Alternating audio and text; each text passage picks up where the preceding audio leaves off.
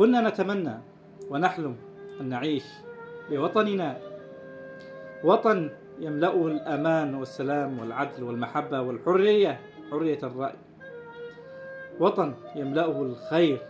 كنا نتمنى ونحلم أن نعيش وسط وبين أمهاتنا وآباؤنا، حولنا جيراننا وأقرباؤنا ومن نحب من الأصدقاء، أصدقائنا بشكل عام.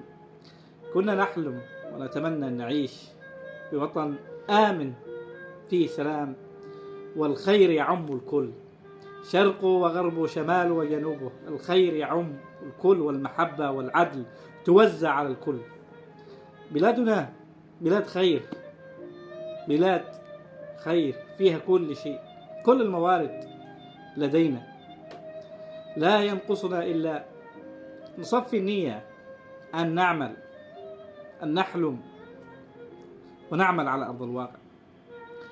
لما تشوف وننظر إلى جيراننا من الدول الخليجية عايشين رغم أن إمكانياتهم أو إمكانيات اليمن تفوق إمكانيات دول الخليج بشكل كبير طبعا يعني، لكنهم عايشين بسلام بأمان بين أهلهم وأحبائهم، بوطنهم عايشين بمجد وبعز.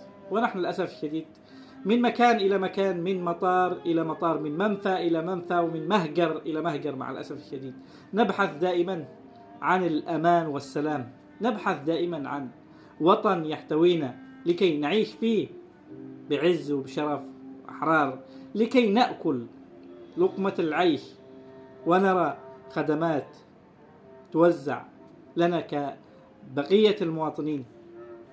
هناك من يجدها وهناك مع الأسف الشديد من يصعب عليه أن يجدها.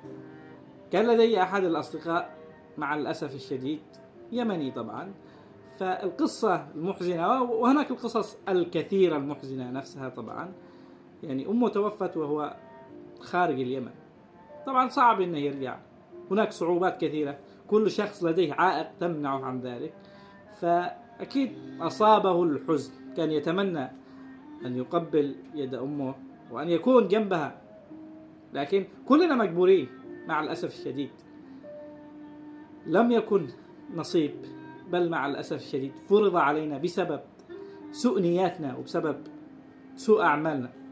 كنا نتمنى أن يكون هناك قادة سواء في الشمال أو الجنوب، في الشرق أو الغرب، أيا كان، مخلصين لهذا الوطن. وكنا نتمنى أن يكون هناك شعوب وشعب واعي ومتعلم وطموح يسعى للمجد ويسعى للعز ويسعى ليحافظ على بلده ويحافظ على جيرانه ويحافظ على الكل. فلو عم المحبة والخير من داخل الشخص والله لتعم الكل. كل ما تمنى الشخص الخير والسلام والمحبة والعدل والنماء للآخرين سيجدها له، وكلما تمنى وأراد للآخرين الشر وزرع فيهم العنصرية كلما عاد إليه نتائج سلبية وعكسية للأسف الشديد. الخير للكل، نحن في سفينة واحدة، هذا اللي ندعو إليه، نحن في سفينة واحدة، النجاة للكل والغرق للكل. نريد ونتمنى أن نعيش ويعيش أطفالنا بأمان وبسلام وبحبة، يذهبون إلى المدارس بعز وبمظهر حسن، بوطن آمن يعطيهم كل الحقوق. كل شخص لديه أبناء، ألا تتمنى الخير لأبنائك؟ ألا تتمنى الخير لنفسك وأمك وأبيك والناس كلهم؟ هذا الذي نريد أن نوصله. لو بنتكلم بشكل إيجابي حتى على مواقع التواصل الاجتماعي والله ليعم الخير لنا ولوطننا الحبيب، ولكن مع الأسف الشديد تجد هذا هنا وهناك كل شخص يعني يتكلمون بشكل سلبي يعني، ويزرعون مع الأسف الشديد، وآسف لهذا اللفظ، الفتنة والعنصرية والسلبية بشكل كامل.